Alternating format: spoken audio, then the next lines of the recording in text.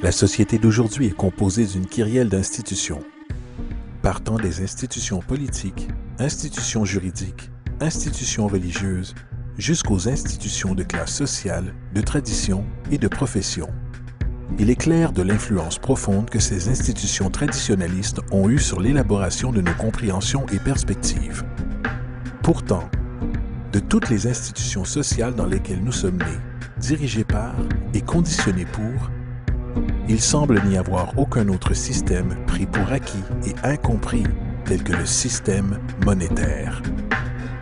Prenant presque des proportions religieuses, l'institution monétaire établie existe comme une des formes les plus indiscutables de foi qui soit.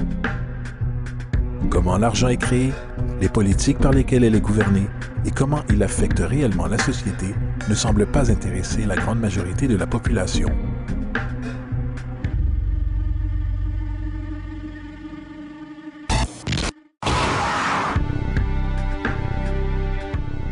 Dans un monde où 1% de la population possède 40% de la richesse de la planète, dans un monde où 34 000 enfants meurent chaque jour de pauvreté et de maladies évitables, où 50% de la population du monde vit avec moins de 2 $ par jour, une chose est claire, quelque chose tourne très mal.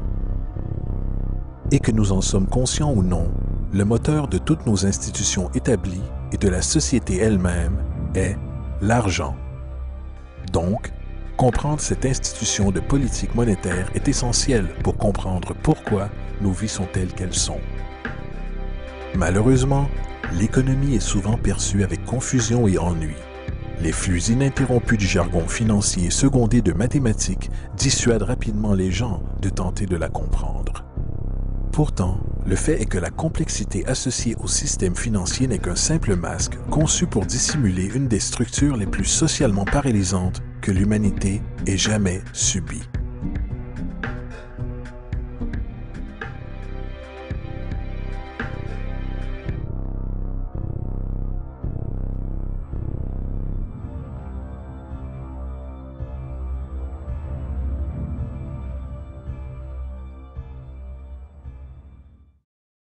Il y a quelques années, la Banque centrale des États-Unis, la Réserve fédérale, a produit un document intitulé Modern Money Mechanics. Cette publication a détaillé la pratique institutionnalisée de création d'argent utilisée par la Réserve fédérale et le tissu de banques commerciales mondiales qu'elle supporte. Sur la page de garde, le document déclare son objectif. Le but de ce livret est de décrire le processus fondamental de création d'argent dans un système bancaire de réserve fractionnaire. Il procède alors à la description de ce processus de réserve fractionnaire par l'intermédiaire de différentes terminologies bancaires. Une traduction qui donne quelque chose comme suit. Le gouvernement des États-Unis décide qu'il a besoin d'argent, donc il appelle la Réserve fédérale et demande, disons, 10 milliards de dollars. La Fed répond, certainement, nous vous achetons pour 10 milliards de dollars en obligations d'État. Donc, le gouvernement prend quelques morceaux de papier, il y dessine quelques motifs officiels et les appelle bons du trésor. Il les évalue à 10 milliards de dollars et les envoie à la Fed. À leur tour, les gens de la Fed déploient un tas tout aussi impressionnant de morceaux de papier. Seulement, cette fois, ils sont appelés billets de la Réserve fédérale représentant également une valeur de 10 milliards de dollars. La Fed échange alors ces billets contre les obligations. Une fois cet échange complété, le gouvernement prend les 10 milliards en billets de banque et les dépose dans un compte bancaire. Et de ce dépôt, les billets deviennent officiellement de l'argent légal, ajoutant 10 milliards au stock en devises américaines. Et voilà, 10 milliards de dollars tout neufs ont été créés. Bien sûr, cet exemple est une généralisation, car en réalité, cette transaction se produit par voie électronique, sans aucun papier. En fait, seulement 3% de devises américaines existent physiquement. Les autres 97% existent essentiellement dans des ordinateurs. Maintenant, les obligations d'État sont par conception des instruments de dette. Et quand la Fed achète ses obligations avec de l'argent qu'elle a créé réellement de toutes pièces, l'État promet en fait de rembourser cet argent à la Fed. En d'autres termes, l'argent a été créé à partir d'une dette. Ce paradoxe troublant pour l'esprit, de la façon dont l'argent ou une valeur peut être créée à partir d'une dette ou obligation, deviendra plus clair au fur et à mesure de cet exercice. Donc, l'échange a été fait et maintenant 10 milliards de dollars attendent dans un compte bancaire commercial. C'est ici que ça devient vraiment intéressant. Comme fondé sur la pratique des réserves fractionnaires, ce dépôt de 10 milliards de dollars devient instantanément partie des réserves de la banque comme tous les dépôts le sont. Et en respectant des conditions des réserves comme indiqué dans Modern Money Mechanics, une banque doit légalement maintenir des réserves égales à un pourcentage obligatoire de ses dépôts. Ce qu'il quantifie ensuite en déclarant, en vertu de la réglementation en vigueur, la réserve exigée pour la plupart des comptes transactionnels est de 10 %. Ce qui signifie que pour un dépôt de 10 milliards de dollars, 10 %, soit 1 milliard, est retenu en tant que réserve obligatoire, alors que les 9 milliards restants sont considérés comme un surplus de réserve et peuvent être utilisés comme la base de nouveaux prêts. Maintenant, il est logique de présumer que ces 9 milliards sont générés à partir du dépôt de 10 milliards. Toutefois, ce n'est en réalité pas le cas. Ce qui se passe réellement est que les 9 milliards sont tout simplement créés de toutes pièces, en plus du dépôt de 10 milliards existant. Et voici comment le stock d'argent est gonflé. Comme indiqué dans Modern Money Mechanics, bien sûr, elles, les banques, ne paient pas réellement les emprunts avec l'argent qu'elles reçoivent en dépôt. Si elles le faisaient, aucun argent supplémentaire ne serait créé.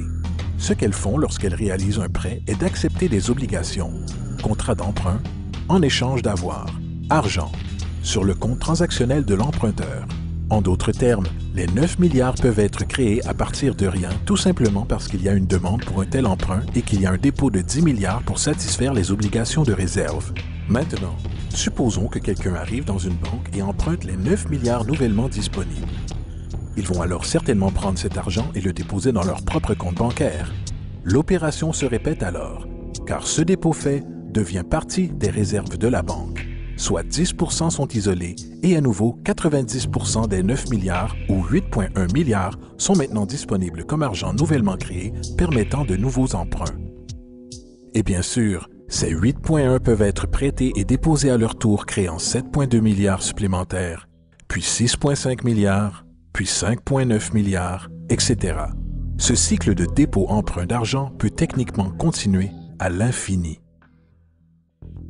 Le résultat mathématique moyen résultant est qu'environ 90 milliards de dollars peuvent être créés à partir des 10 milliards d'origine. En d'autres termes, pour chaque dépôt fait dans le système bancaire, environ 9 fois le montant peut être créé de toutes pièces. Money jitters. Ask the obliging Bank of America for a jar of soothing instant money, M-O-N-E-Y, in the form of a convenient personal loan. Donc, maintenant que nous comprenons comment l'argent est créé par ce système bancaire de réserve fractionnaire, une question logique, encore illusoire, peut venir à l'esprit. Quoi donc donne réellement sa valeur à l'argent nouvellement créé? La réponse, l'argent qui existe déjà. Le nouvel argent vole essentiellement sa valeur en stock existant. Comme le stock total est accru sans se soucier de la valeur en biens et services, et comme le stock et la demande définissent l'équilibre, les prix augmentent diminuant le pouvoir d'achat de chaque dollar. Ceci est généralement dénommé inflation. Et l'inflation est essentiellement une taxe cachée sur les citoyens. What is the advice that you generally get? And that is inflate the currency. They don't say debase the currency. They don't say devalue the currency. They don't say cheat the people who are saved. They say lower the interest rates. The real deception is when we distort the value of money. When we create money out of thin air, we have no savings, yet there's so-called capital. So my question boils down to this. How in the world can we expect to solve the problems of inflation, that is, the increase in the supply of money, with more inflation? Bien sûr, ce n'est pas possible. Le système de réserve fractionnaire de l'expansion monétaire est fondamentalement inflationniste, car le fait de dilater la provision d'argent sans avoir une croissance proportionnelle des biens et des services dans l'économie dévaluera toujours une monnaie. En fait, un bref aperçu historique sur la valeur du dollar américain en comparaison avec le stock d'argent reflète complètement cette observation. Une relation inversée est évidente. $1 en 1913 nécessiterait 21,6 $ en 2007 pour une valeur équivalente. ce qui représente une dévaluation de 96% depuis que la Réserve fédérale existe.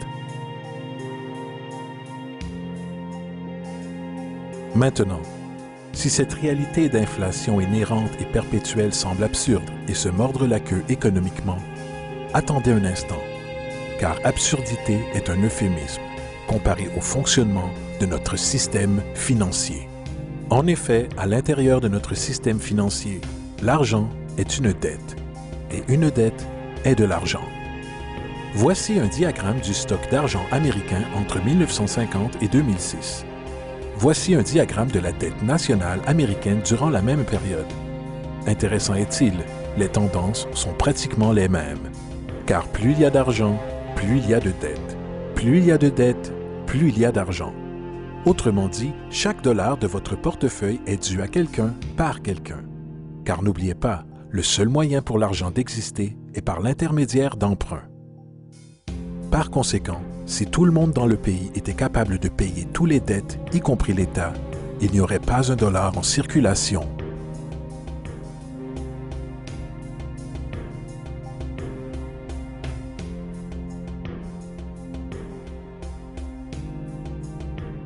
En fait, la dernière fois dans l'histoire américaine que la dette nationale fut réglée a été en 1835, après que le président Andrew Jackson ait fermé la banque centrale qui a précédé la Réserve fédérale. En fait, l'entière profession de foi politique de Jackson tournait essentiellement autour de son engagement à fermer la banque centrale, déclarant sur ce point « L'effort éhonté que la banque actuelle a fait pour contrôler le gouvernement ne sont que les présages du destin qui attend les Américains, qu'ils soient trompés dans une perpétuation de cette institution ou à la mise en place d'une autre comme elle. » Malheureusement, ce message n'a pas perduré et les banquiers internationaux ont réussi à installer une autre banque centrale en 1913. La Réserve fédérale. Et aussi longtemps que cette institution existe, une dette perpétuelle est garantie. Maintenant, jusqu'ici, nous avons discuté du fait que l'argent est créé de toutes pièces au travers de prêts. Ces prêts sur des réserves bancaires et ces réserves sont dérivés de dépôts. Et au travers de ce système de réserves fractionnaires, chaque dépôt peut créer 9 fois sa valeur d'origine, après quoi la dévaluation du stock d'argent existant hausse les prix dans la société. Et comme cet argent est créé au travers de dettes et circule aléatoirement dans le commerce, les gens deviennent détachés de leurs dettes d'origine et un déséquilibre existe lorsque les gens sont forcés à rivaliser pour du travail afin d'extraire suffisamment d'argent du stock monétaire pour subvenir à leurs besoins. Aussi dysfonctionnel et arriéré que tout ceci peut paraître, il y a encore une chose que nous avons omis de cette équation. Et c'est cet élément de la structure qui révèle la frauduleuse nature du système lui-même. L'application d'intérêts. Quand l'État emprunte de l'argent à la Fed ou qu'une personne emprunte de l'argent à une banque, il doit presque toujours rembourser avec des intérêts bruts. En d'autres termes, presque chaque dollar qui existe doit au final retourner dans une banque avec les intérêts payés également. Mais si tout l'argent est emprunté à la banque centrale et est gonflé par les banques commerciales au travers de prêts, seulement ce qui est dénommé comme le principal est créé depuis le stock d'argent. Alors maintenant, où est l'argent permettant de couvrir tous les intérêts dus? Nulle part. Il n'existe pas. Les ramifications de cette disposition sont renversantes, car le montant d'argent dû aux banques excédera toujours le montant d'argent disponible en circulation. C'est pourquoi l'inflation est constante dans l'économie, car de l'argent frais est toujours nécessaire pour aider à couvrir le déficit perpétuel intégré au système causé par le besoin de payer les intérêts. Ce qui signifie aussi que mathématiquement, les défaillances et la banqueroute sont littéralement incorporées au système et qu'il y aura toujours des laissés pour compte de la société qui n'auront que des miettes.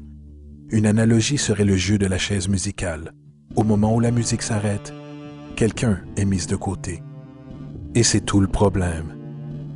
Ils transfèrent invariablement les véritables biens de l'individu vers les banques, car si vous n'êtes pas en mesure de payer votre hypothèque, ils prendront votre propriété. C'est particulièrement rageant quand vous réalisez que non seulement ce défaut est inévitable dû aux pratiques de réserve fractionnaire, mais aussi par le fait que l'argent que la banque vous a prêté n'existe pas légalement en premier lieu. En 1969, un cas à la Cour d'affaires du Minnesota a impliqué un homme nommé Jérôme Daly, qui recusait la saisie de sa maison par la banque qui lui avait fait le prêt pour l'acheter. Son argument était que le contrat d'hypothèque exigeait que les deux parties, lui et la banque, aient chacun établi une forme légitime de propriété pour l'échange. Dans le jargon légal, ceci est appelé contrepartie. M. Daly expliqua que cet argent n'était pas, en réalité, la propriété de la banque, car il était créé à partir de rien au moment de la signature d'accord du prêt. Vous rappelez-vous de ce que Modern Money Mechanics déclare à propos des prêts? Ce qu'ils font, lorsqu'ils accordent un prêt, est d'accepter des obligations en échange de fonds. Les réserves sont inchangées par la transaction d'un prêt, mais déposer des fonds constitue un ajout au total des dépôts du système bancaire. En d'autres termes, l'argent ne provient pas de leur actif existant. La banque invente simplement, ne mettant en jeu rien du tout, hormis son obligation théorique sur papier. Alors que le jugement du litige progressait, M. Morgan, le président de la banque, déposa son témoignage et dans le mémorandum personnel du juge, il rappela que le plaignant, le président de la banque, admit qu'avec la participation de la Réserve fédérale a créé de l'argent ou des avoirs sur ses livres comptables. L'argent et les avoirs ont vu le jour lorsqu'ils les ont créés. M. Morgan admit qu'aucune loi des États-Unis n'existe lui donnant le droit de le faire. Une contrepartie légitime doit exister et être remise pour entretenir l'obligation. Le jury n'a pas trouvé de contrepartie légitime et approuve. Il ajouta aussi, poétiquement, « Seul Dieu peut créer quelque chose de valeur à partir de rien. » Et sur cette révélation, la Cour rejeta la demande de saisie de la banque et Daly garda sa maison. Les implications de la décision de cette Cour sont immenses, car à chaque fois que vous empruntez de l'argent à une banque, que ce soit pour une hypothèque ou une facture par carte de crédit, l'argent que l'on vous donne n'est pas seulement contrefait, il est illégitime comme forme de contrepartie et par conséquent annule le contrat de remboursement, car la banque n'a jamais été en possession de cet argent. Malheureusement, de telles jurisprudences sont supprimées et ignorées, et le jeu du transfert perpétuel de biens et de la dette perpétuelle continue. Ce qui nous amène à l'ultime question. Pourquoi? Pendant la guerre civile américaine, le président Lincoln contourna les prêts à fort taux d'intérêt offerts par les banques européennes et décida de suivre ce que les pères fondateurs préconisaient, qui était de créer une monnaie indépendante et intrinsèquement sans dette. Elle a été appelée la Greenback. Peu après que cette mesure fut prise, un document interne circula entre différents intérêts banquiers anglais et américains, déclarant « L'esclavage n'est autre que la possession du travail et porte avec lui le soin des travailleurs, alors que le plan européen est que le capital doit contrôler le travail en contrôlant les salaires, ce qui peut être fait en contrôlant l'argent. Il n'est pas bon d'autoriser la greenback, car nous ne pouvons la contrôler. » La politique de réserve fractionnaire perpétrée par la Réserve fédérale, qui s'est répandue en pratique dans la grande majorité des banques dans le monde, est en réalité un système d'esclavage moderne. Pensez-y. L'argent est créé à partir de dettes. Que font les gens lorsqu'ils sont débiteurs? Ils se proposent à l'embauche pour rembourser. Mais si l'argent ne peut être créé qu'à partir d'emprunts, comment la société peut être délivrée des dettes? Elle ne peut pas. Et c'est l'objectif. Et c'est la peur de perdre ses avoirs, secondée par la lutte pour garder le dessus, avec une dette perpétuelle et l'inflation inhérente au système, aggravée d'une pénurie incontournable dans la provision d'argent même, créée par des intérêts qui ne pourront jamais être remboursés, qui gardent l'esclave salarié dans ce chemin. Courant sur une roue de hamster, avec des millions d'autres, en effet propulsant un empire qui ne bénéficie réellement qu'à une élite au sommet de la pyramide. Car, à la fin de la journée, pour qui travaillez-vous réellement? Les banques. L'argent est créé dans une banque et inévitablement finit dans une banque. Ce sont les véritables maîtres, accompagnés des corporations et des gouvernements qu'ils supportent. L'esclavage physique oblige à nourrir et loger les gens. L'esclavage économique oblige les gens à se nourrir et se loger eux-mêmes. C'est l'une des arnaques les plus ingénieuses de manipulation sociale jamais créées, et à la base, c'est une guerre invisible contre la population. La dette est une arme utilisée pour conquérir et asservir des sociétés, et les intérêts sont ses munitions principales. Et comme la majorité vit ignorante de cette réalité, les banques, en association avec les gouvernements et les corporations, continuent à perfectionner et étendre leurs tactiques de guerre économique, générant de nouvelles bases, telles que la Banque mondiale et le Fonds monétaire international, tout en inventant un nouveau type de soldat, la naissance de l'assassin économique.